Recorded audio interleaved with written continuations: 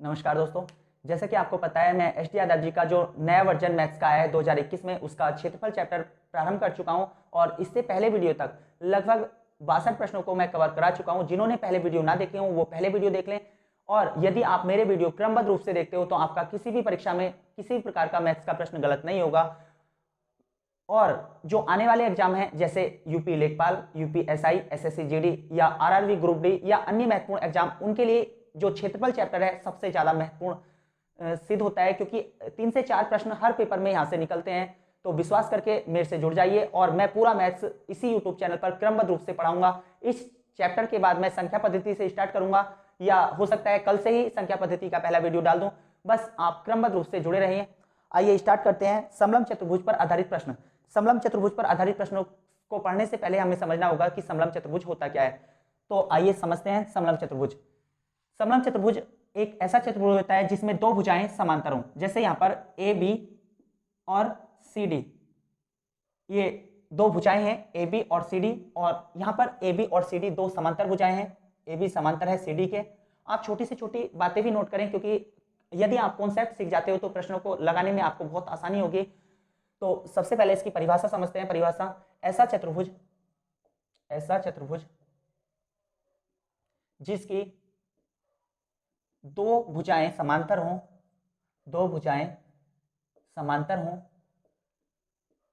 समलंब चतुर्भुज कहलाता है। अब एक आपको समलंब चतुर्भुज से इसके क्षेत्रफल का सूत्र याद रखना है। समलंब चतुर्भुज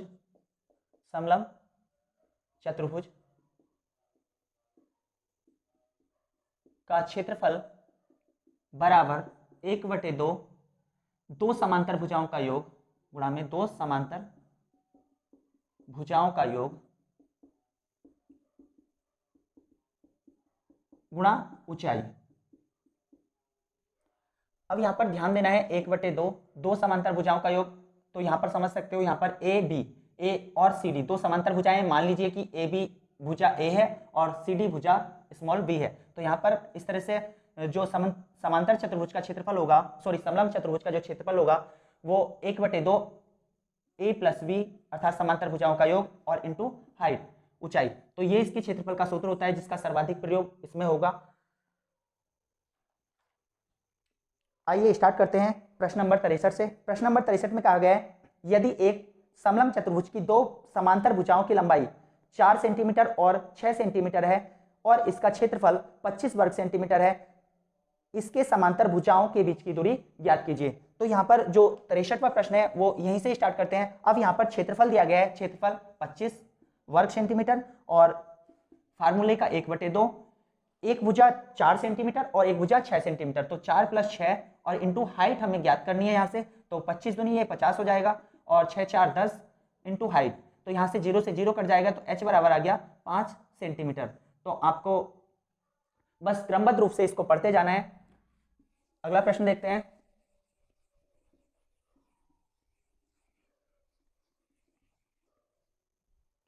अगला प्रश्न नंबर 64, इसमें कहा गया है एक समलंब की दो समांतर भुजाओं की लंबाई क्रमशः 16 मीटर और 20 मीटर है और ऊंचाई 10 मीटर है, तो इसका क्षेत्रफल ज्ञात कीजिए। अब अभी बताया समलंब चतुर्भुज का जो क्षेत्रफल होता है 1/2 दोनों भुजाओं का योग, तो एक भुजा इसमें 16 सेंटीमीटर और एक भुजा 20 सेंटीमीटर और इंटू हाइट, और हाइट दी है इसमें मीटर में है ये, और तो यहाँ पर 1/2 16 और 20 ये हो जाएगा 36, तो 180 वर्ग मीटर आपका उत्तर होगा, जो कि ऑप्शन नंबर डी है। अगला प्रश्न है क्वेश्चन नंबर 65 में कहा है एक समलंब चतुर्भुज की समांतर भुजाएं 26 सेंटीमीटर और 40 सेंटीमीटर हैं और उसका क्षेत्रफल 792 वर्ग सेंटीमीटर है, तो समांतर भुजाओं के बीच की दूरी कितनी होगी। तो फिर अगर हम थोड़ा सा चित्र में समझें तो इसको समझ सकते हैं। यहाँ पर ये आकृति होती है समलंब चतुर्भुज की और इसमें एक भुजा 26 और एक 40, तो छोटी भुजा 26 मान लीजिए और बड़ी भुजा 40, और ये कह रहा है इसका जो क्षेत्रफल है 792 वर्ग सेंटीमीटर और हमसे हाइट निकलवा रहा है यहाँ से। तो आप क्योंकि चित्र भी आपको समझना है अब यहाँ पर तो बगैर चित्र के कर लोगे, लेकिन जब पेपर में बैठते हैं तो हमें ये याद नहीं रहता कि कौन सा समलंब चतुर्भुज है या कौन सी आकृति क्या है, और सही कॉन्सेप्ट क्लियर ना होने की वजह से हम पेपर में प्रश्नों को गलत कर जाते हैं। तो यहाँ पर आपको याद रखना है, तो इसके क्षेत्रफल का सूत्र होता है समलंब के 1/2 दोनों भुजाओं का योग इनटू हाइट। तो आप इसको बार बार लगाएं, क्योंकि जितनी बार आप सूत्रों का प्रयोग करोगे उतना अच्छा आपके लिए होगा, पेपर में जल्दी से जल्दी आप प्रश्नों को सॉल्व करने में मदद होगी। तो यहाँ पर दिया गया है 792 वर्ग सेंटीमीटर 1/2 और दोनों भुजाओं का योग 40-20, तो ये आ जाएगा 66 और इंटू हाइट, यहाँ से 2 से कट जाएगा 33 बार, और आपको दिख रहा है तो ये h बराबर आ जाएगा 792 और बटे 33। तो यहाँ पर 3 से काट दीजिए, 3 दूनी 6 और 3 छंग 18 और 3 चौक 12 और यहाँ पर 11 बार, तो 11 से ये कट जाएगा, 11 दूनी 22 और 11 चौक 44। तो इसकी हाइट हो गई 24 सेंटीमीटर। प्रश्न नंबर 66, एक समलंब की समांतर भुजाएं 2 और 3 के अनुपात में है और उनकी न्यूनतम दूरी 12 सेंटीमीटर है। यदि उस समलंब का क्षेत्रफल 480 वर्ग सेंटीमीटर हो तो समांतर भुजाओं में ज्यादा लंबी भुजा की लंबाई क्या होगी। तो आपको याद रखना है कि समांतर भुजाओं में ज्यादा लंबी भुजा, तो यहां पर सबसे पहले देखना होगा प्रश्न नंबर 66 में दो समांतर भुजाएं 2 और 3 के अनुपात में है, तो यहां पर जो छोटी भुजा है उसको 2x मान लीजिए और बड़ी भुजा को 3x, इनका अनुपात दिया गया था और इनके बीच की दूरी है 12 सेंटीमीटर। अब यहां पर बोला गया है कि समलंब का क्षेत्रफल 480, और अभी बताया था समलंब का क्षेत्रफल होता है क्षेत्रफल बराबर 1/2 दोनों भुजाओं का, दो समांतर भुजाओं का योग। तो यहाँ पर 3 2 5 हो जाएगा 5x और इंटू हाइट, हाइट है इसमें 12, तो 2 छंग 12 और 6 पंजे 30, और 30 से इसको काटोगे तो 0 से 0 और x बराबर 16 बार इसको कर जाएगा, 16 या 48, तो x का मान आ गया यहाँ पर 16। तो यहाँ पर पूछ रहा है बड़ी भुजा, और बड़ी भुजा की लंबाई है 3x और 3 इंटू x का मान आएगा 16, तो ये आ जाएगा 48 सेंटीमीटर। उसके बाद 67वां प्रश्न है। 67वें प्रश्न में कहा है ABCD एक समलंब है जिसमें AB समांतर है CD के, तो यहाँ पर इसी तरह से AB समांतर है CD के, एक समलंब बनाइए। और इसमें बोला है ABCD, इसमें बोला गया है कि जो AB है वो CD का 2 गुना है, अर्थात CD यदि x है तो AB होगा 2x, और आगे कहा है कि इसके विकर्ण AC और VD, AC और VD बिंदु O पर मिलते हैं, तो यहां पर ये एक दूसरे को O पर काट रहे हैं। फिर कहा गया है त्रिभुज AOV तथा COD के क्षेत्रफल का अनुपात, तो त्रिभुज AOV और COD के क्षेत्रफल का अनुपात, त्रिभुज COD के क्षेत्रफल, यहां भी क्षेत्रफल बोला गया है और यहां पर भी क्षेत्रफल बोला गया है। अब यहां पर आपको दिख रहा होगा कि ये जो विकर्ण है AC और VD, ये जब एक दूसरे को काट रहे हैं तो यहां पर त्रिभुज AOV और त्रिभुज COD एक समरूप त्रिभुज आपको दिख रहा होगा। और समरूप त्रिभुज में क्या होता है, समरूप त्रिभुज के क्षेत्रफल, यहां पर त्रिभुज AOV का क्षेत्रफल वटे त्रिभुज COD का क्षेत्रफल बराबर होगा इनकी दो समांतर भुजाओं के योग के। तो ये जो समरूप भुजाएं होंगी, यहाँ पर AOV में AB भुजा का वर्ग और COD में CD भुजा का वर्ग। यहाँ पर आपका उत्तर आ जाएगा AB का वर्ग मतलब 2x की घात 2 और x की घात 2, तो यहाँ पर 4x² बटे x², यहाँ पर आ जाएगा 4:1। तो इस तरह से बहुत छोटा सा प्रश्न था, यहाँ पर मैंने समझाने के लिए आपको बताया है। बस याद रखिए यहाँ पर AB बराबर 2CD दिया था, तो AB बराबर 2CD, अब CD को x मानोगे तभी ये 2x होगा। और आपको दिख रहा होगा कि ये जो विकर्ण है एक दूसरे को जब काटेंगे तो यहाँ पर दो त्रिभुज AOV और COD समरूप त्रिभुज के रूप में दिखाई देंगे, और समरूप त्रिभुज का क्षेत्रफल बराबर होता है उनके भुजाओं के वर्गों के योग के। तो यहाँ पर आपको अगर आप कॉन्सेप्ट समझते हैं तो बहुत आसानी से इसका उत्तर बता सकते थे। यहाँ पर AB भुजा का वर्ग और CD भुजा का वर्ग, तो यहाँ पर 2 थी तो 2 का वर्ग और अनुपात 1 का वर्ग, तो इस तरह से 4:1 आप सेकंडों में उत्तर दे सकते थे। इसको अच्छे से समझ लिया होगा। अगला प्रश्न है प्रश्न नंबर 68, और प्रश्न नंबर 68 में कहा गया है एक समलंब का क्षेत्रफल 105 वर्ग मीटर है और उनकी समांतर भुजाओं की लंबाई क्रमशः 9 मीटर और 12 मीटर है, तो समलंब की ऊंचाई ज्ञात कीजिए। यहाँ पर 68वें प्रश्न में सेम उसी तरह का प्रश्न है जैसे कि पहले दिया गया था। क्षेत्रफल 105 वर्ग मीटर और समांतर भुजाओं की लंबाई, तो फार्मूले का क्षेत्रफल बराबर 1/2 और दोनों भुजाओं का योग, तो यहाँ पर 9 और 12 इसकी भुजा दी गई है और इनटू हाइट इसमें ज्ञात करवा रहा है। तो 105 बराबर 1/2 और 12 9 21 और इनटू हाइट, तो यहाँ पर 21 पंजे 105, तो ये आ जाएगा हाइट बराबर 10 सेंटीमीटर। तो आपका जो विकल्प नंबर होगा डी। अगला प्रश्न देखते हैं 69।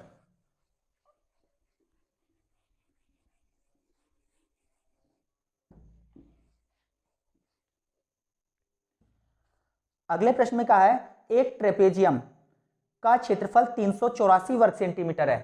समलंब को इंग्लिश में ट्रेपेजियम बोलते हैं, तो इसमें बोला गया है एक ट्रेपेजियम का क्षेत्रफल 384 वर्ग सेंटीमीटर है और उनकी समांतर भुजाओं का अनुपात 3:5 है और उनके बीच की लंबवत दूरी 12 सेंटीमीटर है। यदि प्रत्येक समांतर भुजा में 2 सेंटीमीटर की वृद्धि कर दी जाए तो ट्रेपेजियम का क्षेत्रफल कितना बढ़ जाएगा। तो ये आपको बहुत आसानी से इसको समझना है। जैसे कि आपको दिया गया है कि 69 सवाल है, दो भुजाओं का अनुपात a अनुपात b मतलब 3:5 दे रखा है। तो यहाँ पर क्षेत्रफल दिया गया है, आपको पता है कि क्षेत्रफल बराबर 384, तो क्षेत्रफल दे रखा, क्षेत्रफल बराबर 1/2 दोनों भुजाओं का योग, तो एक को 3x मान लीजिए, एक को 5x, तो ये हो जाएगा 8x और इनटू हाइट, और हाइट इसमें दे रखी है 12 सेंटीमीटर। तो यहाँ से आपका निकल जाएगा 2 से 2 छंग 12 और 6 से इसको काट दीजिए, 6 छंग 36 और 6 चौक 24 और 8 अट्ठे 64, तो x बराबर ये आ जाएगा 8। और उसके बाद जब x बराबर 8 आ गया तो एक भुजा थी, पहली भुजा इसमें 3x थी, ये 3x मान लीजिए और ये 5x, तो पहली हो जाएगी 8 या 24 और दूसरी हो जाएगी 8 पंजे 40, 24 और 40 हो जाएगी। और उसके बाद ये कह रहा है कि इनकी भुजाओं में, जैसे कि आप समझ सकते हो यहाँ पर, जैसे कि एक समलंब चतुर्भुज था, एक भुजा 24 हो गई थी और एक 40 हो गई थी। अब इसमें कह रहा है कि भुजाओं में वृद्धि कर दो। अब भुजाओं में वृद्धि करेंगे तो एक अलग प्रकार से ही इनकी भुजा बढ़ करके आएगी, यहाँ पर 26 हो जाएगी और यहाँ पर 42 हो जाएगी। अब इसका जो क्षेत्रफल था उसको इसका क्षेत्रफल था 384, अब इसका क्षेत्रफल कितना होगा, तो यहाँ पर इसका क्षेत्रफल निकालेंगे 1/2 और दोनों भुजाओं का योग, तो यहाँ पर 26 और 42 ये आ जाएगा 68 इंटू हाइट। हाइट अपरिवर्तित रही क्योंकि हाइट पहले से ही 12 थी, तो यहाँ पर इसको आपको 12 लिख लेना है। तो 2 से ये कट जाएगा, 2 छंग 12, 6 अट्ठे 48 का 8 और 6 छंग 36, 4 40। इस तरह से आप जो क्षेत्रफल में वृद्धि देखोगे वो होगी लगभग यहाँ पर 16 और 8 24, तो 24 वर्ग सेंटीमीटर की इसमें वृद्धि देखने को मिली है। आप इसको एक बार अच्छे से समझ लीजिए। एक ट्रेपेजियम का क्षेत्रफल 384 वर्ग सेंटीमीटर है और इसकी भुजाएं 3 और 5 के अनुपात में थी। तो यहाँ पर भुजाओं को मैंने एक को 3x मान लिया, एक को 5x मान लिया और क्षेत्रफल दिया गया है 384 और आपको पता है क्षेत्रफल बराबर 1/2 दोनों भुजाओं का योग, तो 5 3 8x हो जाएगा इंटू हाइट। तो यहाँ से x का मान निकलेगा, x के मान से हमें भुजा मिल जाएगी, तो 8 दिया हो गया 24 और 8 पंजे 40, तो ये भुजा थी दोनों की और इसकी हाइट इतनी थी। तो यहाँ पर जो क्षेत्रफल था वो 384 दिया गया था। अब इसमें कहा गया है कि प्रत्येक भुजा में 2-2 सेंटीमीटर की, अगर इसमें भुजाओं में 2-2 की वृद्धि करोगे तो 24 2 26 और यहाँ पर 40 2 42 हो जाएगा। तो जो नया क्षेत्रफल आएगा वो पुराने क्षेत्रफल से कितना बढ़ करके आएगा ये पूछा गया था।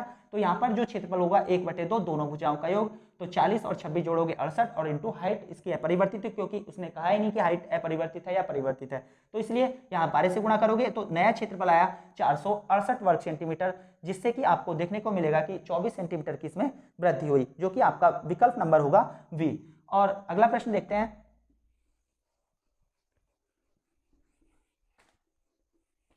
अगले प्रश्न में कहा है 70वां प्रश्न है, एक समद्विबाहु ट्रेपेजियम का क्षेत्रफल 176 वर्ग सेंटीमीटर है और इसकी ऊंचाई उसकी समांतर भुजाओं के योग से 2/11 है। यदि समांतर भुजाओं का अनुपात 4 और 7 हो तो उनके विकर्ण की लंबाई क्या होगी। तो यहाँ पर एक विशेष बात ध्यान रखनी है कि एक समद्विबाहु, सम मतलब समान, द्विबाहु मतलब जिसकी दो भुजाएं समान हो, और ट्रेपेजियम में जो समांतर भुजाएं होती हैं वो कभी समान नहीं होती, तो इसका मतलब है जो साइडों वाली भुजाएं होंगी वो समान होंगी।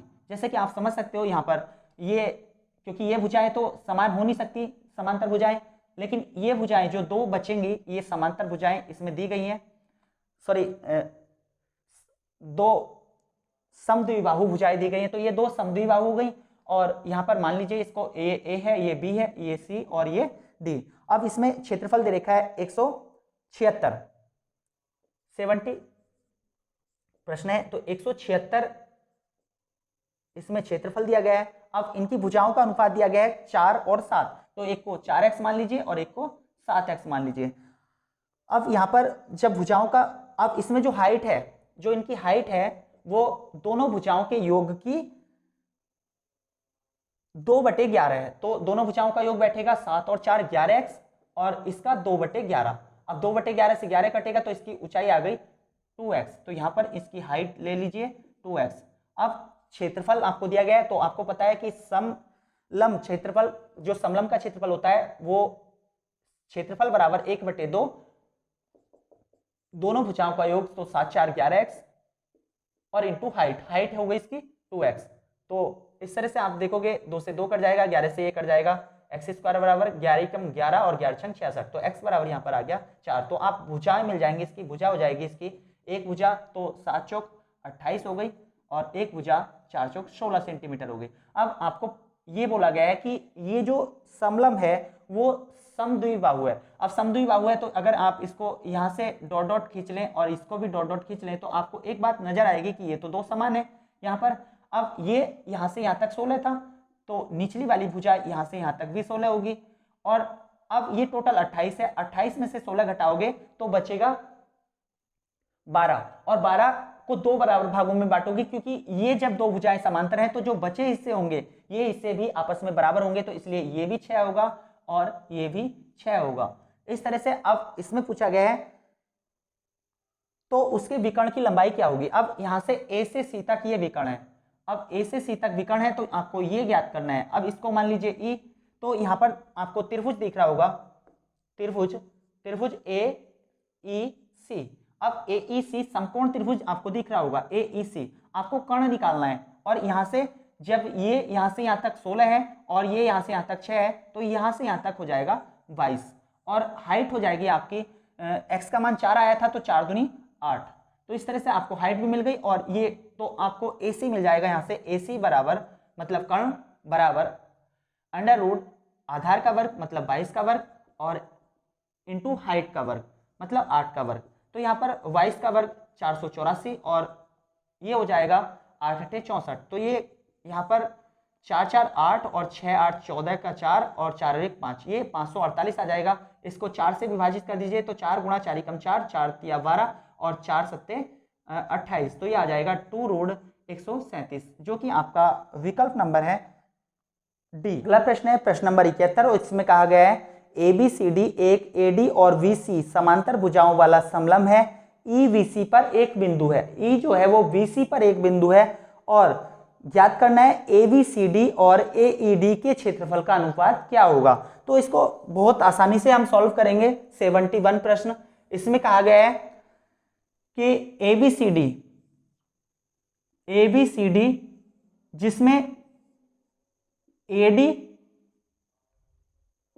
और VC दो समांतर भुजाएं हैं और EVC पर कोई बिंदु है, EVC पर कोई बिंदु है। तो आपको ज्ञात करना है ABCD और AED का क्षेत्रफल। तो समलंब चतुर्भुज ABCD का क्षेत्रफल वटे त्रिभुज AED का क्षेत्रफल। अब यहां पर इसको समझना है, जब त्रिभुज AED है तो इसको मिला दीजिए और यहां पर आपको पता है त्रिभुज ABCD का जो क्षेत्रफल होता है वो होता है 1/2 दोनों भुजाओं का योग मतलब दो समांतर भुजाओं का योग अर्थात AD प्लस VC और इंटू हाइट। अब हाइट यहां पर E जब आपने कोई बिंदु लिया है तो यहीं पर इसकी हाइट गिरा लीजिए। हाइट तो कहीं भी ले सकते हैं, यहाँ की भी बराबर होगी, यहाँ की भी बराबर होगी, लेकिन यहाँ पर कोई बिंदु लेकर के तो यहाँ पर कोई हाइट है और इस बिंदु का नाम मान लीजिए P, तो इसकी हाइट हो जाएगी EP।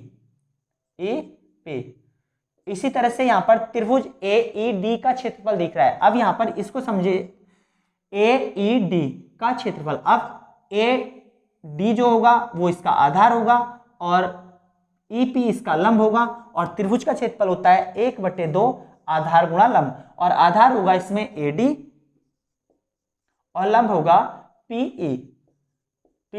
इस तरह से आपको PE भी कट जाएगा और 1/2 भी कट जाएगा, और उत्तर बचेगा AD प्लस VC/AD। तो इसको आप याद रखिए, और जो कि आपका विकल्प नंबर होगा D। अगला प्रश्न है, अगले प्रश्न में 72वां प्रश्न, इसमें कहा गया है कि एक समलंब की दो समांतर भुजाओं की लंबाई 6 और 8 सेंटीमीटर है और ऊंचाई 4 सेंटीमीटर है, तो उसका क्षेत्रफल ज्ञात कीजिए। तो 72 प्रश्न है, इसको आपको खुद सॉल्व करना है और इसका उत्तर कमेंट में आप दें। अगला प्रश्न है 73 में कहा गया है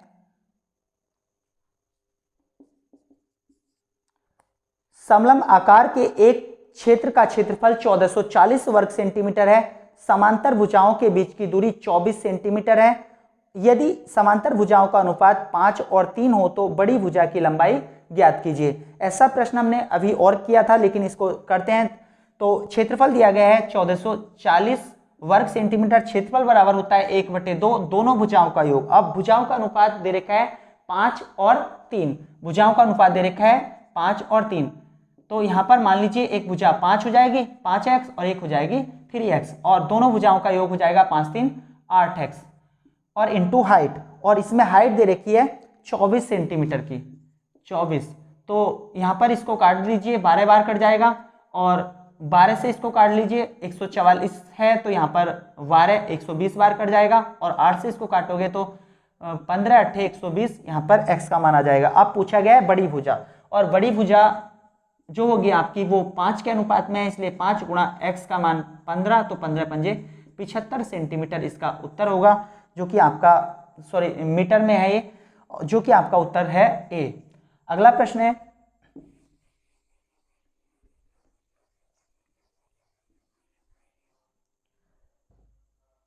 74, और 74 में कहा है एक समलंब चतुर्भुज की समांतर भुजाएं 1.5 मीटर तथा 2.5 मीटर लंबी हैं और इन भुजाओं के बीच की दूरी 6.5 मीटर है, तो समलंब चतुर्भुज का क्षेत्रफल क्या होगा? तो समलंब चतुर्भुज का क्षेत्रफल होता है 1/2 दोनों भुजाओं का योग, अर्थात 1.5, एक भुजा दे रखी है और दूसरी 2.5, और इंटू हाइट है इसकी 6.5 मीटर, तो 1/2। अब 2 और 1 3 और आधा आधा 1, तो इस तरह से तो जाएगा 4 और ये आ जाएगा 6.5। अब यहाँ से 2 बार कट जाएगा, 2 दूनी 4 और 65 दूनी होता है 130, और 1 पॉइंट होने की वजह से अर्थात 13 वर्ग मीटर इसका उत्तर होगा, 13 वर्ग मीटर।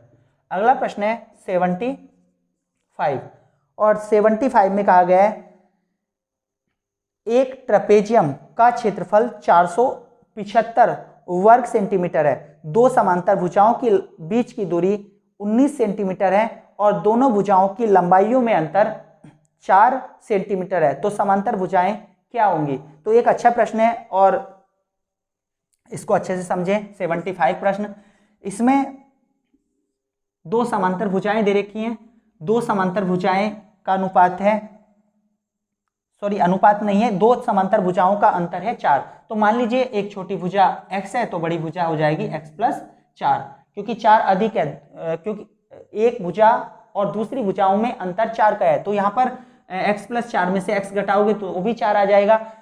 तो इस तरह से आप मान सकते हो छोटी भुजा को x और बड़ी भुजा को x+4।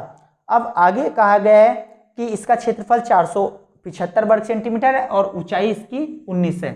तो जैसा कि आपको पता है ट्रेपेजियम का जो क्षेत्रफल होता है, क्षेत्रफल बराबर 1/2 दोनों भुजाओं का योग, अर्थात a + b इंटू हाइट होता है। तो यहाँ पर क्षेत्रफल दिया गया है 475 वर्ग सेंटीमीटर और 1/2 दोनों भुजाओं का योग, अर्थात इसको जोड़ोगे 1 1 2x+4 और इंटू हाइट दे रखी है 19। अब ये 19 से कटेगा तो काट दीजिए, 19 दूनी 38 और यहाँ पर बचेगा 7 और 2 9, 19 पंजे 95, 25 दूनी हो जाएगा 50 और यहाँ पर बचेगा 2x+4, 4 घटाओगे तो 2x बराबर ये 46 और x बराबर आएगा 46/2 अर्थात 23। तो आपसे भुजाएं पूछी गई हैं। अब एक भुजा थी यहाँ पर x, तो x का मान आया 23, तो एक भुजा 23 हो गई और एक भुजा 23 और 4 27। तो इस तरह से आपकी एक भुजा 23 और एक 27 होगी, जो कि आपका विकल्प नंबर है V।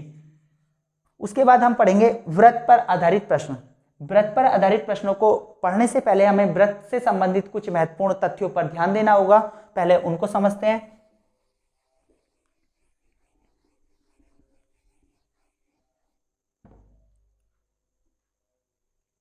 व्रत,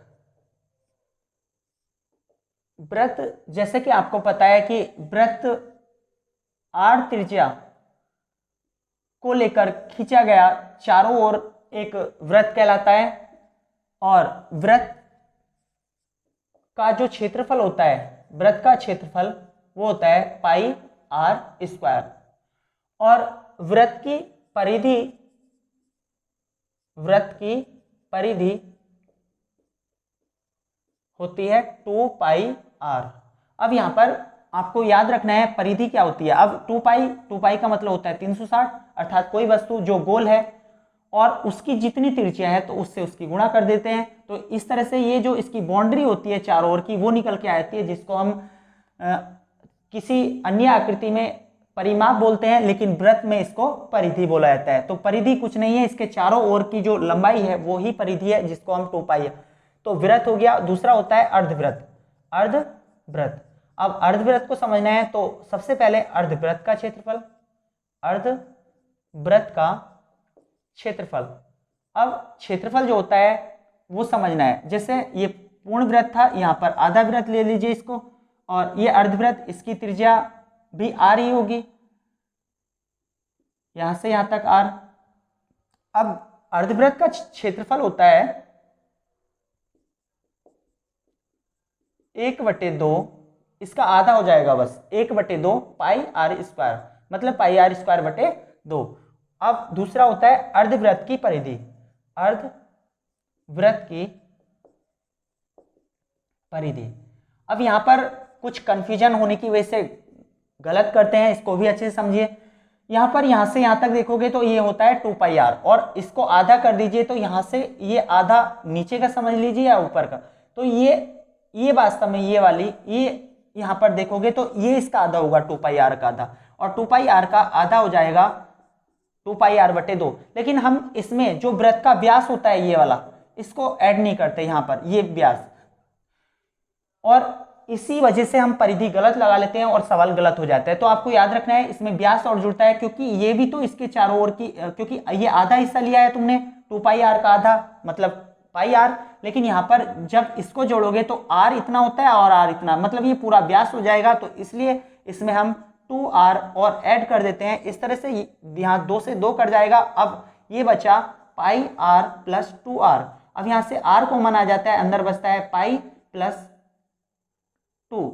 अब यहाँ पर एक बात और ध्यान रखें, अब r तो कॉमन है, लेकिन पाई को हम तोड़ेंगे 22/7 में और प्लस 2। अब 7 दूनी 14 और 22 ये आ जाएगा 36, तो 36r/7। तो हमेशा एक बात याद रखें, अर्धव्रत की जो परिधि होती है वो होती है 36r/7। कभी भी आप इसको व्रत की परिधि का आधा मत करना, क्योंकि 2 पाई आर का आधा पाई आर होगा, और उसमें हम यदि व्यास ऐड नहीं करेंगे तो वो गलत हो जाएगा। तो वास्तव में जो अर्धव्रत की परिधि होती है वो 2 पाई r/2 अर्थात पाई आर प्लस 2r होती है। इसमें व्यास और जुड़ता है, और इसको सॉल्व करने पर 36r/7 परिणाम आता है। उसके बाद एक होता है त्रिज्यखंड, तो उस पर भी समझ लीजिए त्रिज्यखंड। अब त्रिज्यखंड क्या होता है, इस पर भी प्रश्न पूछे जाते हैं। जैसे आप ये कोई व्रत है और व्रत में से कोई एक हिस्सा आप उठा लें, जैसे यहाँ पे समझ लीजिए इसको, जैसे ये कोई व्रत है और व्रत में से आप कोई एक हिस्सा उठा लें, तो यहाँ पर ये हिस्सा मैंने बाहर उठा लिया और ये कोई त्रिज्यखंड यहाँ पर मिल गया। इसमें त्रिज्यखंड में आपको एक तो कोण पता होना चाहिए, जैसे कि यहाँ पर कोण थीटा है, और एक इसकी त्रिज्या, कि इसकी त्रिज्या क्या है। तो यहाँ से त्रिज्यखंड से 2 प्रश्न पूछे जाते हैं। एक त्रिज्यखंड का क्षेत्रफल, त्रिज्यखंड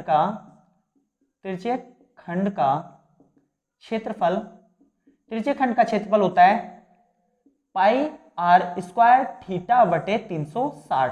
तो हमेशा याद रखें जो त्रिज्यीय खंड है, ये पूरा त्रिज्यीय खंड का जो क्षेत्रफल निकलेगा इसका वो होता है पाई आर स्क्वायर थीटा बटे 360। और दूसरा होता है यहाँ पर एक चाप पूछता है, चाप मतलब ए बी, त्रिज्यीय खंड की लंबाई, यहाँ से ए से बी तक की लंबाई, ये तो इसको भी आपको याद रखना है। तो ये त्रिज्यीय खंड की लंबाई होती है, त्रिज्यीय खंड की लंबाई बराबर, त्रिज्यीय खंड की लंबाई यहां पर समझना है, त्रिज्यीय खंड की लंबाई होगी क्या, तो ये लंबाई है ए से बी तक, ए से बी तक, और इसको लिखते हैं हम पाई आर थीटा अपॉन 180। तो इसमें बस इतना याद रखना है, त्रिज्यीय खंड कोई वृत्त का एक हिस्सा उठा लीजिए और उसे ही बोलेंगे त्रिज्यीय खंड, और त्रिज्यीय खंड का अगर क्षेत्रफल ज्ञात करना होगा, अर्थात ये वाला जो हिस्सा है इसका क्षेत्रफल ज्ञात करना है, तो इसका क्षेत्रफल होगा पाई आर स्क्वायर थीटा बटे 360, और त्रिज्यीय खंड की जो लंबाई होगी ए से बी तक वो पाई आर स्क्वायर थीटा बटे 180। तो आइए इससे जो वृत्त से संबंधित प्रश्न है उसको सॉल्व करते हैं। प्रश्न नंबर 76 से, 76वें प्रश्न में कहा गया है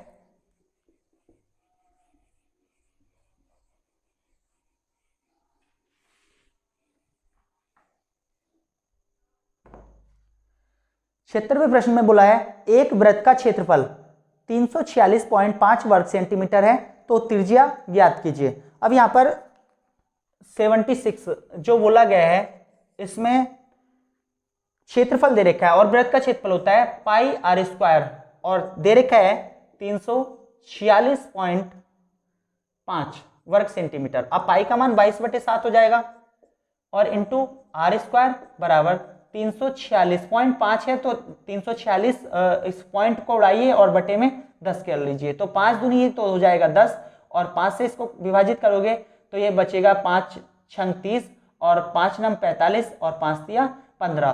तो ये आर स्क्वायर बराबर हो गया ऊपर 693 और इसकी गुणा ऊपर हो जाएगी तो इंटू 60 और 22 आ जाएगा नीचे, तो 2 गुणा 22। अब यहां से 11 से और कट जाएगा, 11 दूनी 22 और 11 छंग 66 और 11 तिया 33। तो इस तरह से आर स्क्वायर बराबर ये 7 नम 63 मतलब 9 सत्ते 63 इंटू, अब यहाँ पर बटे में बचा 4, तो आर बराबर आ जाएगा, वर्गमूल निकालोगे तो 9 का 3 और 7/2, तो ये आ जाएगा 10.5 जो कि आपका विकल्प नंबर है ए। अगला प्रश्न है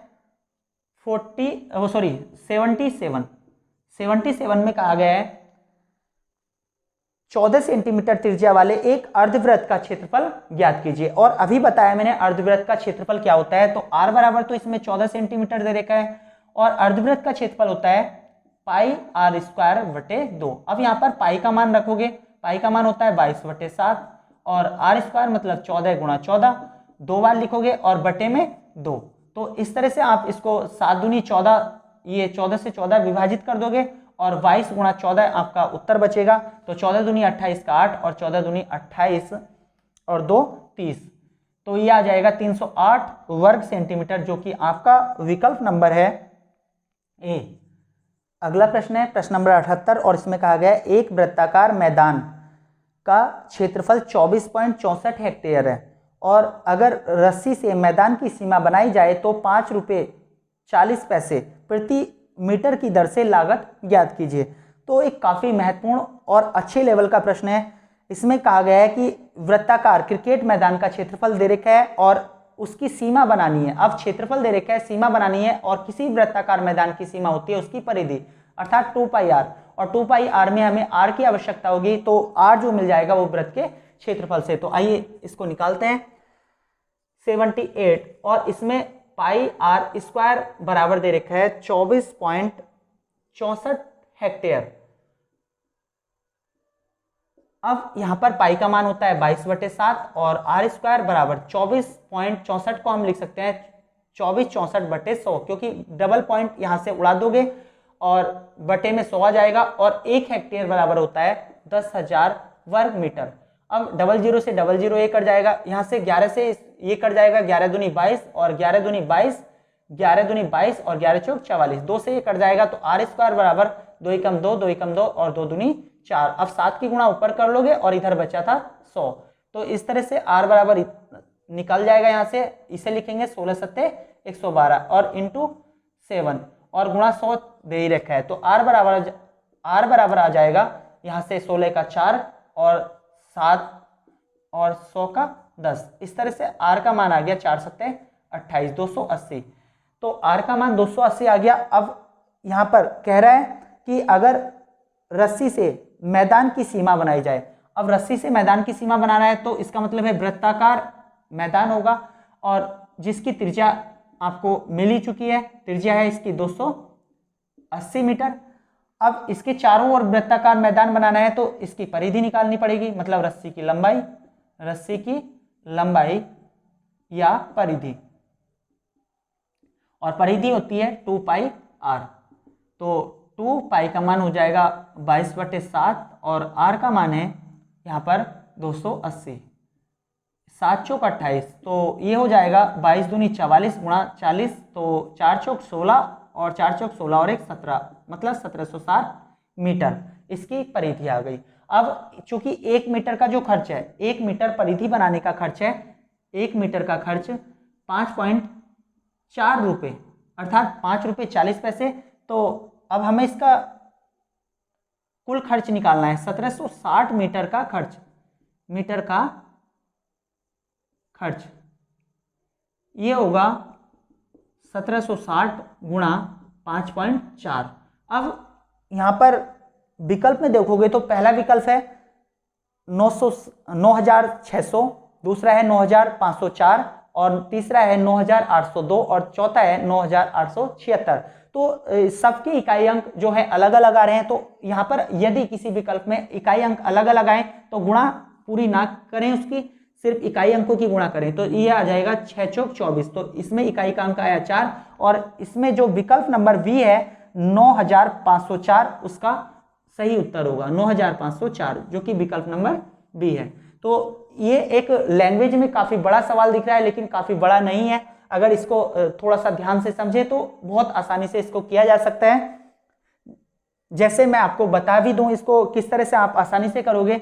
यदि आपको इसे शॉर्ट में करना हो तो जैसे कि इसमें दिया गया है क्षेत्रफल, पाई का मान होता है 22/7। अब आर स्क्वायर बराबर, अब ये दे रखा है 2464, अब 2464 वर्ग हेक्टेयर दे रखा है, पॉइंट भी लगा हुआ है तो 00 नीचे ले लीजिए और ये आ जाएगा 10,000, क्योंकि 1 हेक्टेयर में 10,000 वर्ग मीटर बताया था। यहां से ये कट जाएगा और कटने के बाद ये 2 बार कटेगा 11 से, और 11 दूनी 22 और 11 दूनी 22 और 11 चौक 44, 2 से और कट जाएगा, 2 एकम 2, 2 एकम 2 और 2 दूनी 4।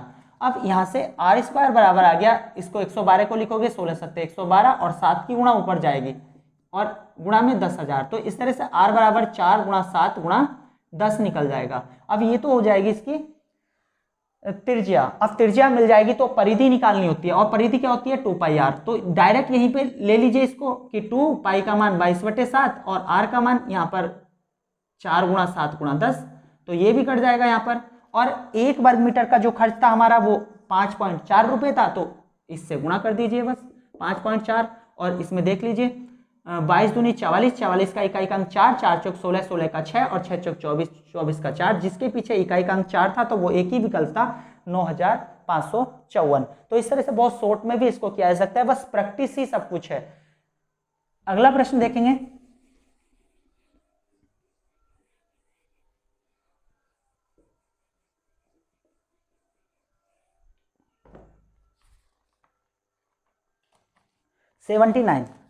सेवेंटी नाइन में कहा है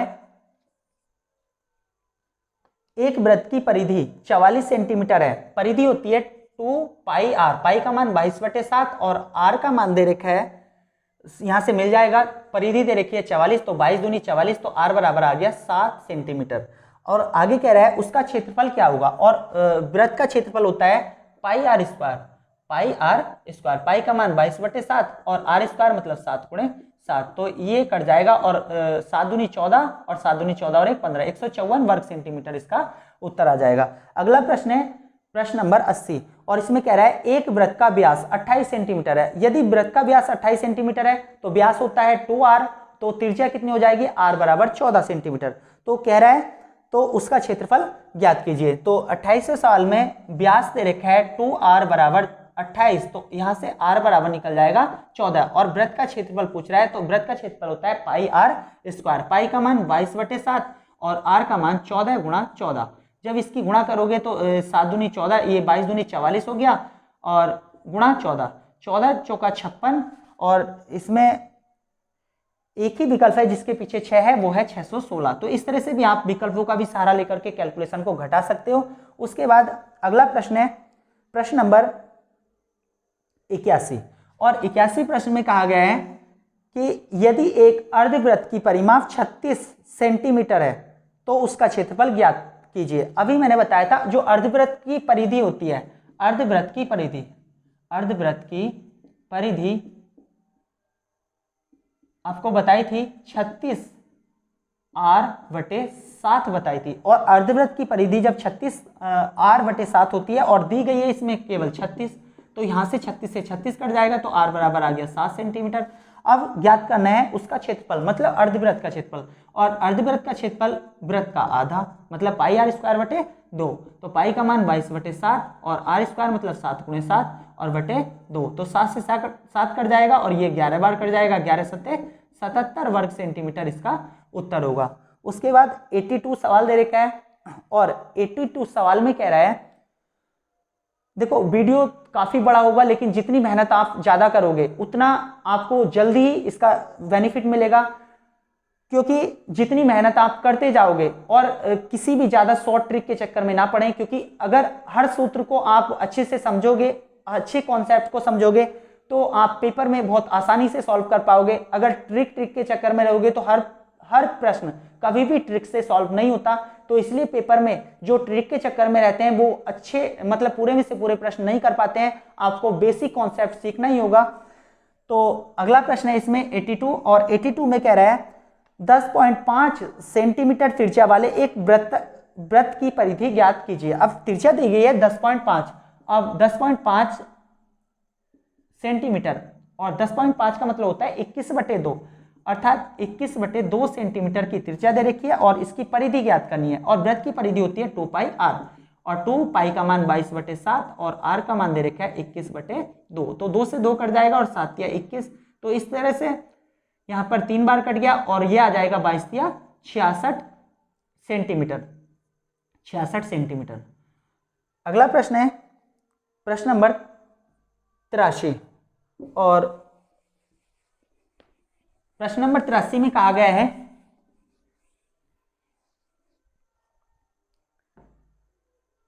7 सेंटीमीटर त्रिज्या वाले एक अर्धवृत्त का क्षेत्रफल ज्ञात कीजिए। अब यहां पर 83 में दे रखा है कि r बराबर 7 सेंटीमीटर और अर्धवृत्त का क्षेत्रफल ज्ञात करना है, और अर्धवृत्त का क्षेत्रफल बताया था पाई r स्क्वायर बटे 2, पाई का मान 22/7 और r स्क्वायर मतलब 7 गुणे 7 बटे 2, तो 7 से 7 कट जाएगा और 2 ये 11 बार कट जाएगा, तो ये 11 सत्ते 77 सेंटीमीटर इसका, जो कि आपका 11 सत्ते 77 आ गया और वर्ग सेंटीमीटर में होगा। क्यों?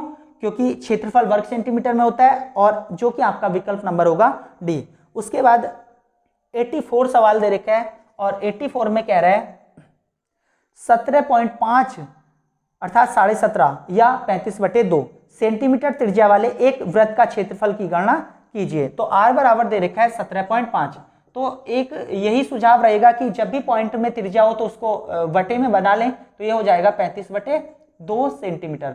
और इसमें क्षेत्रफल कह रहा है, क्षेत्रफल होता है वृत्त का क्षेत्रफल होता है पाई r स्क्वायर और पाई का मान 22/7 और r स्क्वायर मतलब 35/2, 2 बार लिखोगे 35/2। जब इसे काटोगे तो ये कटेगा 7 पंजे 35 और यहां से इसको 2 से 11 बार काट दोगे तो ये हो जाएगा 11 गुणा, अब 35 की 5 से गुणा करोगे 5 पंजे 25 और 5 या 15 और 2 17, 175/2। अब इसकी गुणा कर लीजिए तो 11 पंजे 55 और 11 दूनी 22, सॉरी 11 पंजे 55, 11 सत्ते 77 और 5 82 और 11 के हम 11 और 8, ये आ जाएगा 19/2। तो 2 से विभाजित कर दीजिए, 2 नम 18, 1 2, 2 छंग 12, 2 दूनी 4 और 2 पंजे 10। तो ये आ जाएगा 962.5 वर्ग सेंटीमीटर, जो कि आपका विकल्प नंबर है वी। तो इस तरह से थोड़ी सी कैलकुलेशन हो सकती है, वरना सवाल आसानी था। उसके बाद आगे कह रहा है 85 सवाल में, 85 में कह रहा है एक वृत्त का क्षेत्रफल 616 वर्ग सेंटीमीटर है, इसकी परिधि कितनी होगी। अभी देखो यहाँ पर एक 80वां प्रश्न आया था और उसमें कहा गया था कि वृत्त का व्यास 28 सेंटीमीटर था, तो क्षेत्रफल कितना होगा। वहां पर क्षेत्रफल आया था 616, तो यहाँ पर जब क्षेत्रफल दे रखा 616 तो त्रिज्या होगी 14 सेंटीमीटर, क्योंकि वहां पर व्यास 28 था तो त्रिज्या थी 14। तो इसमें 14 त्रिज्या मिल जाएगी और परिधि 2πr, मतलब 2π का मान 22/7 और गुणा 14 लगा दोगे, या मैं पूरा निकाल करके बता देता हूं, लेकिन आप इन बातों का याद रखे करें। जैसे πr² दे रखा है, πr² बराबर कितना दे रखा है 616, और पाई का मान होता है 22/7 और r² मतलब r² 616, तो ये 11 दूनी 22, 11 पंजे 55 और 11 छंग 66, 2 से कट जाएगा, तो r² बराबर 2 से कटेगा, 2 दूनी 4 और 2 अट्ठे 16 और गुणा 7, तो ये हो जाएगा r बराबर 7 चौक 28 और गुणा 7, तो r बराबर आ गया 7, डबल 7 का तो 7 बाहर और इंटू 4 का 2, तो ये आ गया 14 सेंटीमीटर। तो मैंने यही बताया था कि यदि त्रिज्या r बराबर 14 सेंटीमीटर थी तो क्षेत्रफल इसका आया था 616, तो जब क्षेत्रफल 616 है तो त्रिज्या r इसमें 7 मतलब 14 सेंटीमीटर होगी। तो इस तरह से अब इसकी परिधि ज्ञात करनी है और परिधि होती है 2πr, 2π का मान 22/7 और r का मान होगा 14, तो इससे कट जाएगा 7 दूनी 14, तो 22 चौक 88 सेंटीमीटर इसकी त्रिज्या आ जाएगी। अगला प्रश्न है 86, और 86 में कह रहा है एक वृत्त का क्षेत्रफल 154 वर्ग सेंटीमीटर है, एक वृत्त का क्षेत्रफल 154 वर्ग सेंटीमीटर है, और तो उस वृत्त की परिधि और 21 सेंटीमीटर त्रिज्या वाले किसी दूसरी वृत्त की परिधियों का अनुपात ज्ञात कीजिए। तो यहां पर सबसे पहले वृत्त का क्षेत्रफल दे रखा है इसमें 86 में, πr² बराबर 154, अब पाई का मान होता है 22/7, r² मतलब r² और 154, अब यहां से कट जाएगा 11 दूनी 22 और 11 कम 11, 11 चौक 44, 14 बार कट गया तो 2 सत्ते 14, ये 7 बार कट गया। यहाँ पर r² बराबर आ जाएगा 7 सत्ते 49, अर्थात 49 और 7, तो r का मान आ गया 7। अब ये कह रहा है कि तो वृत्त की परिधि, अब वृत्त की परिधि होती है 2πr, अब बाद में कह रहा है 21 सेंटीमीटर त्रिज्या वाले किसी दूसरे वृत्त की परिधियों के साथ अनुपात। अब यहाँ पर इसकी त्रिज्या मान लो r1, तो दूसरे वृत्त की त्रिज्या हो गई r2 बराबर 21, अब इसकी परिधि हो गई 2πr1 अनुपात दूसरे की हो जाएगी 2πr2। ये अब यहाँ पर 2π से 2π कट जाएगा और यहाँ पर r1 का मान 7 था और r2 का मान था 21, तो ये आ जाएगा 1:3, जो कि आपका विकल्प नंबर है ए। तो इस तरह से 86वां सवाल। अगला सवाल देखते हैं 87, और 87 में कह रहा है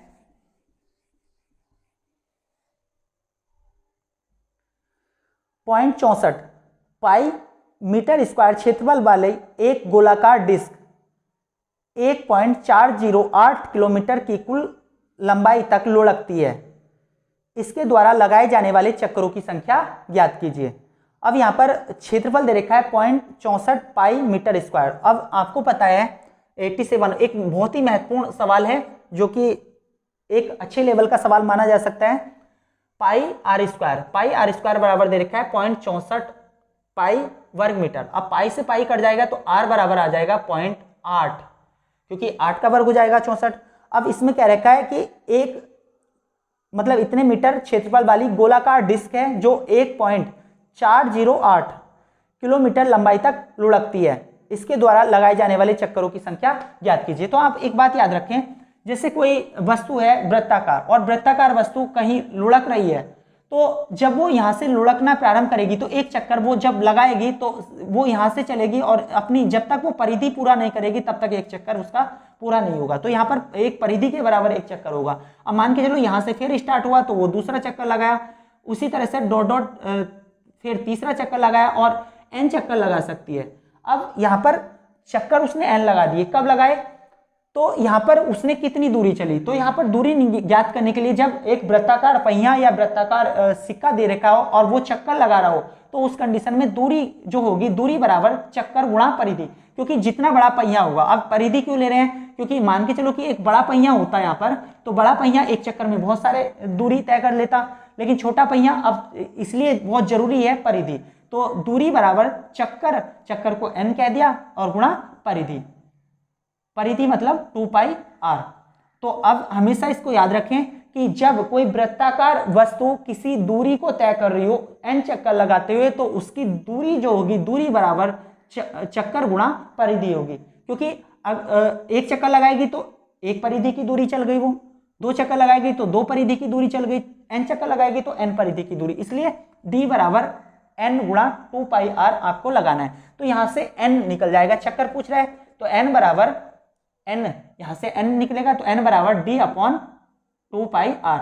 और ये तभी लगाना है जब कोई वृत्ताकार वस्तु दे रखी हो और दूरी दे रखी हो और हमें कोई चक्करों की संख्या निकालनी हो। तो चक्कर बराबर होता है दूरी बटे परिधि, दूरी बटे परिधि। अब दूरी जो है वो दे रखी है 1.408 किलोमीटर, या इसको मीटर में बदल लीजिए तो 1408 मीटर। उसके बाद परिधि 2π का मान 22/7 और r दे रखा है इसमें 0.8 मीटर। अब मीटर से मीटर कट जाएगा। अब यहाँ पे इसको सॉल्व कर लीजिए। तो सबसे पहले ये हो जाएगा 1408 और पॉइंट उड़ाओगे तो एक जीरो ऊपर बढ़ जाएगा और ये आ गया 2 गुणा 7 को भी ऊपर ले जाइए, इसको 7 नीचे है गुणा में, तो 2 गुणा 22 और गुणा 8, और 8 पॉइंट था, पॉइंट उड़ा करके जीरो बढ़ा लिया। अब इसको काट दीजिए,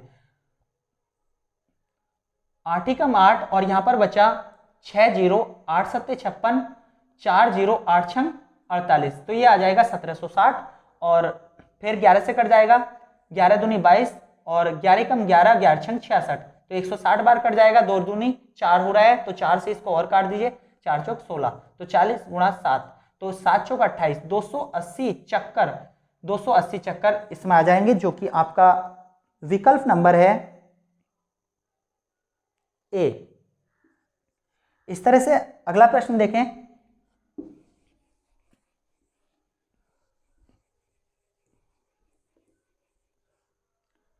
एक अच्छा प्रश्न था ये भी।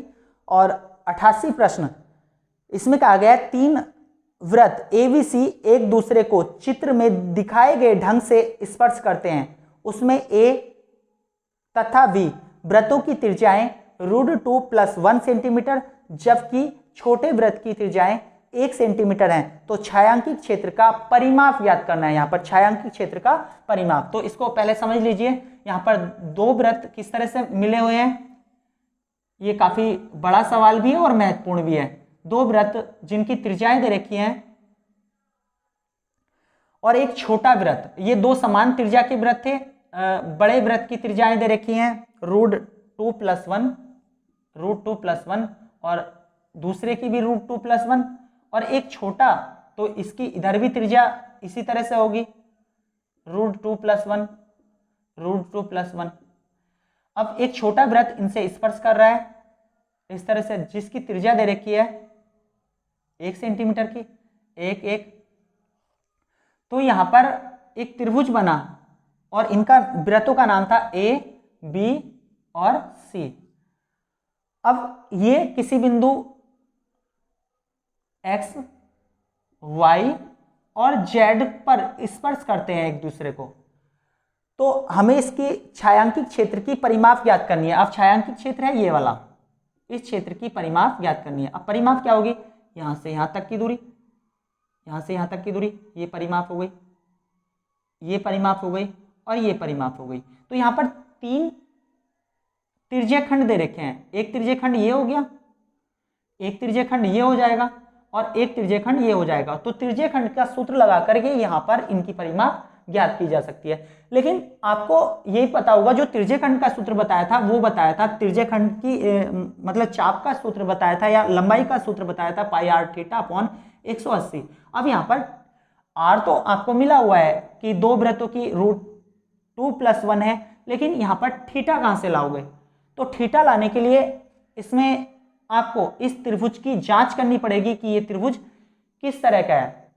अब यहाँ पर जांच करने में काफी समय लग जाता है, तो मेरा अनुभव रहा है, सिर्फ उस अनुभव के आधार पर आपको एक बात याद रखनी है, यदि तीन वृत्त बराबर वृत्त एक दूसरे को स्पर्श करते हो, तीन बराबर वृत्त, तो अंदर जो बनेगा वो समबाहु त्रिभुज बनेगा और उसकी प्रत्येक भुजा बराबर होगी और समबाहु त्रिभुज का प्रत्येक कोण 60 अंश का होगा।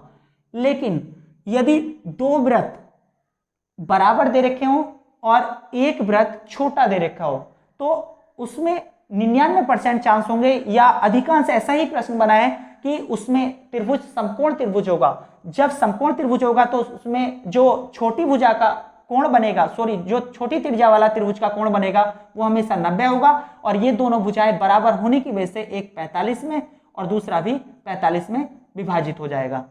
ठीक है, तो आपको इस तरह से याद रखना है। अब इसमें छायांकित क्षेत्र की परिमाप अर्थात इसकी परिमाप ज्ञात करनी है, तो परिमाप छायांकित क्षेत्र की परिमाप मतलब X Y plus X Z plus Y Z की परिमाप या की लंबाई, क्योंकि परिमाप हमारे यहाँ पे ये जो लंबाई बनने वाली है।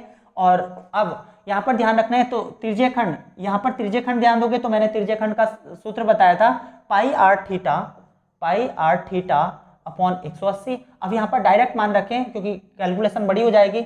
ये सवाल नंबर था 88 जो कि काफी महत्वपूर्ण प्रश्न है। तो इसमें पाई आर का मान हो जाएगा, पहली त्रिज्या होगी √2+1 और थीटा इसमें 45 हो जाएगा और बटे 180।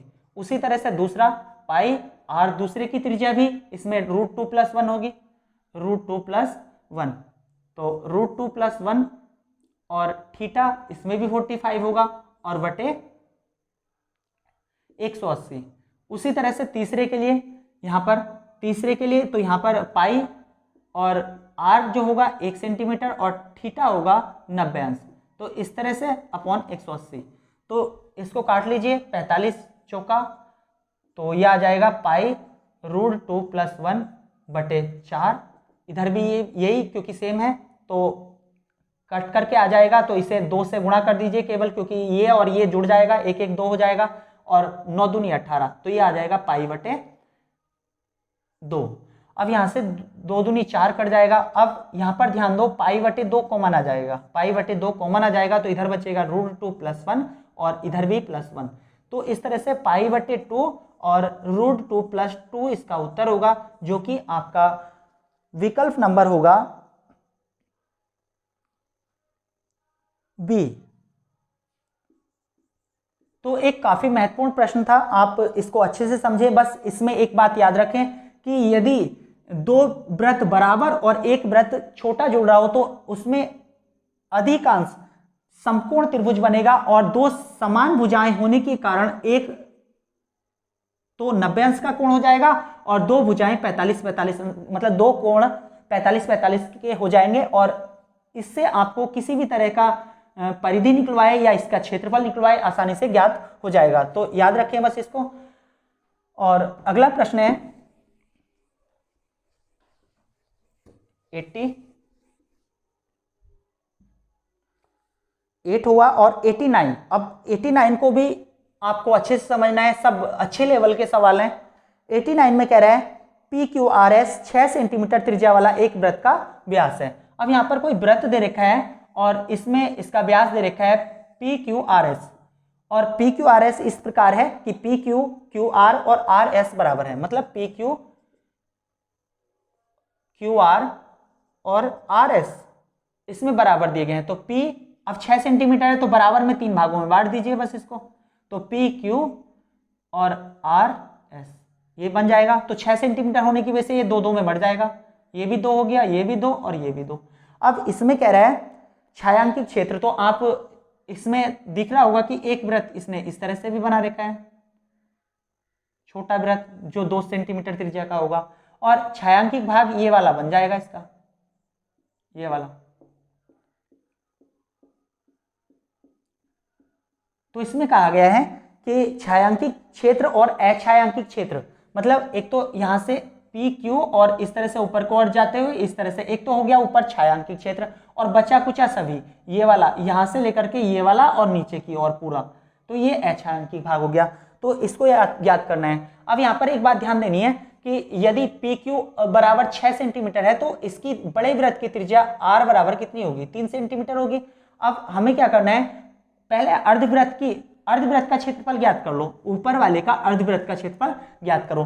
तो अर्धवृत्त का क्षेत्रफल होगा, मतलब इसे लिख सकते हैं छायांकित भाग, पहले तो दे रखा है छायांकित भाग, तो छायांकित भाग और नीचे दे रखा है अछायांकित भाग, अछायांकित भाग। अब यहां पर जो छायांकित भाग होगा उसका क्षेत्रफल देख लीजिए। अब ऊपर देखो जो अर्धवृत्त है इसमें पहले छायांकित भाग निकालना है, तो पहले पूरे अर्धवृत्त का क्षेत्रफल निकाल लो और उसमें से 2 सेंटीमीटर त्रिज्या वाले अर्धवृत्त के क्षेत्रफल को घटा देंगे, तो ये आ जाएगा पाई, और पूरे अर्धवृत्त का क्षेत्रफल होगा आर स्क्वायर, तो आर है 3 सेंटीमीटर क्योंकि टोटल 6 था, तो 3 का वर्ग और बटे 2 क्योंकि अर्धवृत्त निकालने हैं। अब इसमें से 2 सेंटीमीटर का निकाल दीजिए क्योंकि छायांकित केवल इतना निकलेगा, इतना, तो यहां से माइनस पाई आर स्क्वायर मतलब 2 स्क्वायर अपॉन 2 आ जाएगा बटे। अब अछायांकित भाग, तो अछायांकित भाग में एक तो ये आधा जुड़ेगा, मतलब ये आधा होगा, और बचा कुचा ये जुड़ेगा क्योंकि ये इसका होगा पाई आर स्क्वायर और आर की जगह है 3 का वर्ग बटे 2, और ये जुड़ेगा क्योंकि ये भाग हमने ऊपर निकाला था तो ये भी जोड़ना पड़ेगा, पाई आर स्क्वायर बटे 2, आर की जगह इसका 2 आ जाएगा क्योंकि छोटा वृत्त है। अब यहाँ पर ये आ जाएगा 3 तिया 9 स्क्वायर पाई, और ये आ जाएगा 4 स्क्वायर पाई, तो 9 में से 4 गया 5 पाई बटे 2, और नीचे दे रखा है 3 तिया 9 और 2 दूनी 4, 9 4 13 पाई बटे 2, तो 2 से 2 कट जाएगा, पाई से पाई कट जाएगा, ये आ जाएगा 5:13। तो इस सवाल में कुछ भी नहीं था, बहुत आसानी से इस सवाल को कर सकते थे, कुछ भी नहीं है क्योंकि 3 बराबर हिस्सों में 6 सेंटीमीटर को बांटा है, ये 2 सेंटीमीटर, ये 2 सेंटीमीटर और ये पूरा टोटल 4 सेंटीमीटर का हो गया। इसमें कह रहा है छायांकित और अछायांकित, तो कुछ नहीं निकालना, पहले अर्धवृत्त का क्षेत्रफल निकालना है और अर्धवृत्त के क्षेत्रफल में से आपको ये घटा देना है। तो अर्धवृत्त कितने का था, 3 सेंटीमीटर का था क्योंकि 6 सेंटीमीटर था, पूरा अर्धवृत्त 3 का बनेगा, तो पाई आर स्क्वायर बटे 2, अर्धवृत्त है तो आधा, और इसको घटाना है, तो इसको क्यों घटा रहे हैं, क्योंकि पाई आर स्क्वायर बटे 2 ये अछायांकित भाग था इसलिए घटाना है। अब उसके बाद इस अर्धवृत्त के क्षेत्रफल में ये वाला जोड़ दीजिए तो अछायांकित भाग पूरा निकल जाएगा, तो ये हिस्सा अलग हो जाएगा ये पूरा। तो इसमें बड़े वृत्त का जो होगा उसका आधा, तो पाई आर स्क्वायर बटे 2, और इसमें ये छोटे वृत्त और जुड़ जाएगा क्योंकि ये भी अछायांकित भाग था ये वाला, क्योंकि आधा तो ये जुड़ गया ये वाला और बचा कुचा ये वाला, तो ये भी जुड़ेगा क्योंकि ये भी तो अछायांकित भाग है, इसलिए छायांकित बटे अछायांकित का अनुपात 5:13, जो कि आपका विकल्प नंबर वी है। अगला प्रश्न है 90, और 90 सवाल में कह रहा है कि निम्नलिखित चित्र ओ केंद्र है और 12 एकक त्रिज्या वाला एक वृत्त का, उसमें छायांकित क्षेत्र का क्षेत्रफल कितने वर्ग एकक होगा। अब यहां पर ध्यान दीजिए, एक अच्छा सवाल है, ये भी एक वृत्त है और वृत्त में दिया गया है इस तरह से कोई चित्र है और इसके बीच का कोण 60 अंश दिया गया है, इसको ओ माना गया है, इसकी त्रिज्या 12 दे रखी है। उसके बाद इसमें छायांकित भाग ये हिस्सा दे रखा है सी डी, ये दे रखा है सी और डी। अब यहां पर सी डी, तो छायांकित भाग इस वाले का क्षेत्रफल ज्ञात करना है। अब यहां पर थोड़ा सा समझना होगा, ये भुजा और ये भुजा बराबर है और भुजा के सम्मुख कोण भी बराबर होते हैं ये। अब त्रिभुज के तीनों कोणों का योग 180 होता है, एक 60 है तो 2 बचे 120 के, तो ये जब ये वाले कोण बराबर होंगे तो ये भी 60 का होगा और ये भी 60 का होगा।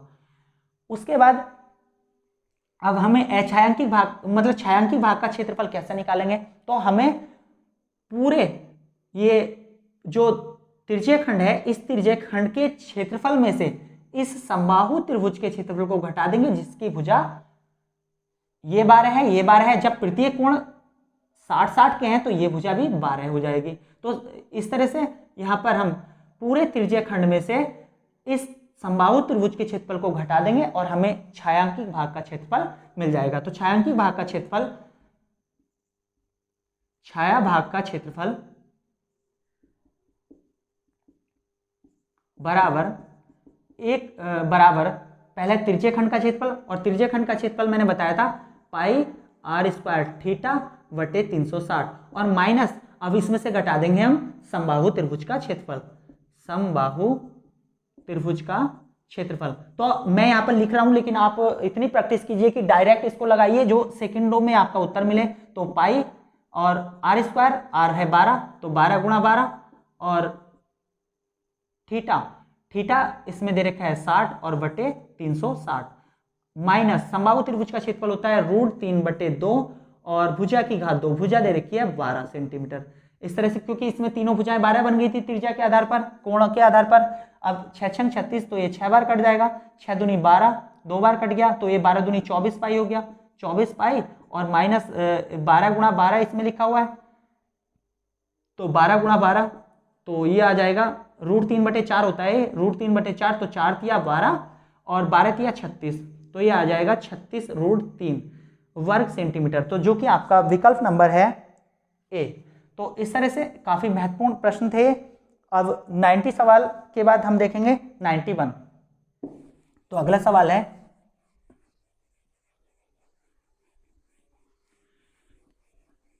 किसी भी तरह आप बोर ना हो, पूरे वीडियो क्रमबद्ध रूप से देखें, जितनी आप मेहनत करोगे उसका फल आपको मिलेगा।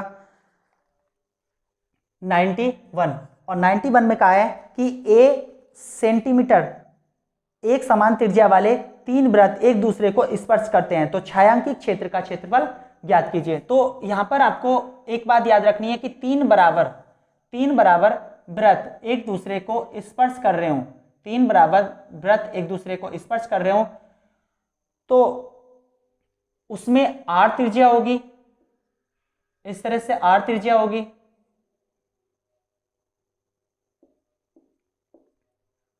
तो जो बीच में छायांकित भाग बनता है उसका क्षेत्रफल हमेशा, उसका क्षेत्रफल मतलब जब 3 बराबर वृत्त, इसको लिख लीजिए, जब 3 बराबर वृत्त एक दूसरे को स्पर्श करते हो, तो उसके बीच बने छायांकित भाग का क्षेत्रफल जो होगा वो होगा √3 माइनस पाई/2 गुणा आर स्क्वायर।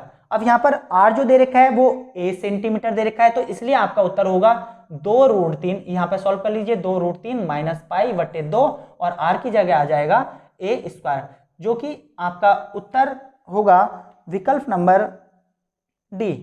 तो इस तरह से आप याद रखें, जब 3 वृत्त एक दूसरे को स्पर्श कर रहे हो, 3 बराबर वृत्त, तो उनके बीच में समबाहु त्रिभुज बनता है। तो समबाहु त्रिभुज के आधार पर यह कॉन्सेप्ट निकलता है कि जो 3 बराबर वृत्त एक दूसरे को स्पर्श करेंगे तो उनके बीच घिरे भाग का क्षेत्रफल कितना होगा, तो उनके बीच घिरे भाग का क्षेत्रफल होता है √3 माइनस पाई/2 आर स्क्वायर, और यह हो जाएगा जब 2√3 माइनस पाई/2 ए स्क्वायर, इसका उत्तर हो जाएगा। अगला प्रश्न है प्रश्न नंबर 92।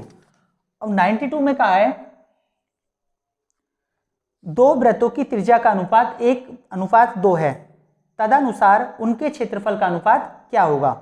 अब यहां पर 2 वृत्तों की त्रिज्या मतलब R1 और R2 का अनुपात दे रखा है 1:2, तो क्षेत्रफल का अनुपात, अब क्षेत्रफल होगा पाई R1 square into pi R2 square. अब पाई से पाई कट जाएगा, तो R1 का स्क्वायर मतलब 1 का स्क्वायर, और 2 का स्क्वायर, तो 1 का स्क्वायर 2 का स्क्वायर, ये आ जाएगा 1/4 आ जाएगा, जो कि आपका विकल्प नंबर होगा सी।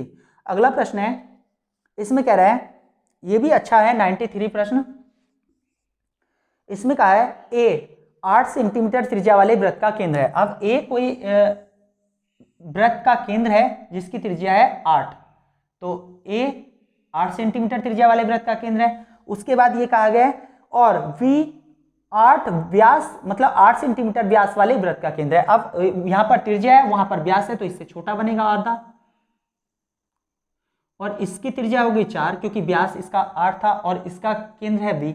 अब बाद में कह रहा है, ये दोनों वृत्त बाहर से स्पर्श करते हैं, जब ये बाहर से स्पर्श करते हैं तो AB व्यास वाले वृत्त का क्षेत्रफल ज्ञात कीजिए। अब AB व्यास वाले मतलब यहां पर AB व्यास वाले वृत्त का क्षेत्रफल ज्ञात कीजिए।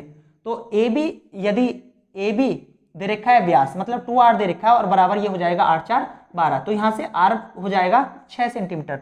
तो इसका क्षेत्रफल ज्ञात करना है। अब इसका क्षेत्रफल ज्ञात करोगे तो पाई आर स्क्वायर, और पाई आर स्क्वायर, तो आर का मान है इसमें 22/7 और आर स्क्वायर मतलब 6 स्क्वायर। सॉरी, उत्तर पाई में दे रखा है तो पाई का मान खोलना नहीं है, पाई और आर स्क्वायर मतलब 6 स्क्वायर मतलब 36, तो ये आ जाएगा 36 पाई वर्ग सेंटीमीटर, इसका उत्तर होगा। अगला प्रश्न है, इसमें कह रहा है एक वृत्ताकार गोल भूखंड के चारों ओर वृत्ताकार रास्ते पर बाहरी फेसिंग मतलब बाड़ लगाना है, उसके अंदर की तरफ की गई फेसिंग से 33 मीटर अधिक है, तो भूखंड के चारों ओर रास्ते की चौड़ाई क्या होगी। मतलब इसमें कहा गया है एक वृत्ताकार गोल भूखंड है और उसके चारों ओर रास्ते पर की गई बाहरी फेसिंग, उसके अंदर की तरफ की गई बाहरी फेसिंग मतलब जो अंदर की फेसिंग है उससे 33 मीटर अधिक है। इसका मतलब यहां पर समझ लीजिए, जैसे एक वृत्ताकार